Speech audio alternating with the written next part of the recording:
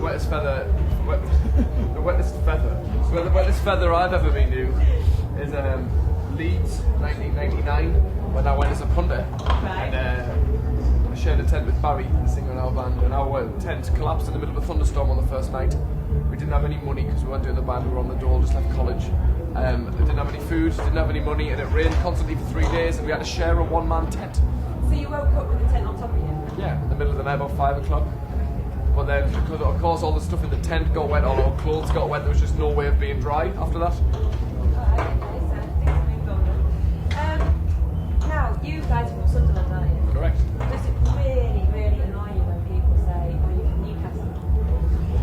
I don't know, the thing about that is that like the Newcastle-Sunderland thing it's a football rivalry really. And when we were starting the band up, you have to play in Newcastle because that's where most of the gigs are, you know, and I think bands from Newcastle would go and play in Sunderland and we'd go and play over there.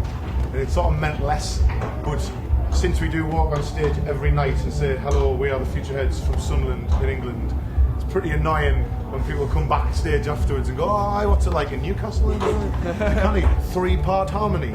Wrong. You know. You're an idiot, shut up, get out. So. Alright, now your most famous track so far, would I be fair to say that's Hey Country Sounds of Love? Are you going to cover anything else in the future? You've done that and moved on. I don't know, like, we do little covers here and there for like, I don't know, like a couple of people have asked us to do them for magazines or like... You do a good Chariots of Fire theme, don't you? Do you? Well, that's more of a visual thing really. Oh, that's the running, not the singing. Yeah, more about the running. Yeah. That's kind of my visual art piece. But no, I don't know. We only did that song because we all loved it and we had like this idea of how would be our take on it. So until we had another idea of like, well, we want to do this for this reason, we wouldn't just do another cover for the sake of it. Dave, our drummer, does a good James Brown. Which song? Well, it's just the voice, really. It's more like the voice. It's just all in the voice. So maybe one of his with Dave singing would be good. I look forward to it.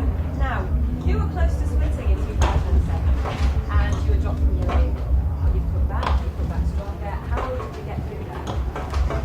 Well, it's kind of been blown out of proportion, the whole splitting up thing for a start. It was kind of never really discussed, more of a kind of feeling that it might happen if we didn't really want to do the band anymore. And I don't really think we ever sat down and, well, I know we didn't ever sit down and say, shall we split up, lads? No.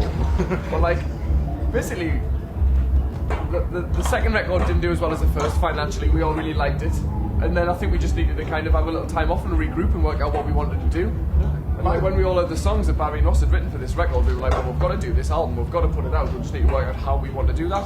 We ended up setting our own label that we do that, which has been a great way of doing it. Bands just deal with things, you know. You're constantly being asked to deal with situations, whether it's political record company things or radio things or sales or technology or downloads or whatever. You just have to get over these little obstacles all the time. So we got dropped, but we set up our own label. That's how we dealt with that, you know, and it's just been a pleasurable experience that's led to us being here now. Now what's next for you? You've got 3 albums out. What are you doing next? I think we need to basically work out what we're going to do for the next record, you know, continue touring this album. Over Christmas, I guess, get a few songs together and then get a new record made in the new year. Hopefully try and get that out next year. Without the kind of major label boundaries, I think we can move quicker. Do you know what I mean? There aren't as many rules, you make the rules yourself so you can do what you want. It's exciting times for you. It is exciting times, yeah. We've learned how to make music a lot more quickly. You know, the studio can be quite a spontaneous and exciting experience now, whereas before it was quite a fearful one. You know, so touring can have its ups and downs. In the summertime's always weird because festivals you never really know what to expect. They're not your own shows, so they take some pressures away, but they bring other ones like playing outdoors in the monsoon. But recording now has become a pleasurable experience, so it should only get easier in theory. Okay, now I've got 3 quick fire questions, if you don't mind, because this will be the end of it. What's the worst rumour you've ever heard about yourself? And I was celibate. Which isn't a particularly flattering rumour. That's also the best rumour that the rest of us have heard. Not exactly flattering. Alright, what's the strangest animal you've ever seen? A Labradoodle. They're odd, aren't they? A cross between a Labrador and a poodle. I've never seen one myself. They're pretty odd. They're kind of massive. They're both big dogs and they're hypoallergenic.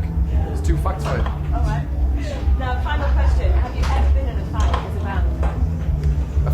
fight? Nah. No, Been not a really. verbal Although fight? Baz does like us to play this game where we get on all fours and try and swipe each other's arms away. That's about as close to a real fight as we've Do you ever have a name got. for that? What's it called, Barry? Called the Barry Wins Cup. Yeah, I'm absolutely crap at that game. But no, I'm not a fist fight. There was been a few verbals in the past, but never fisticuffs. We're gentlemen. Lovers, not fighters. Especially Ross. He's celibate.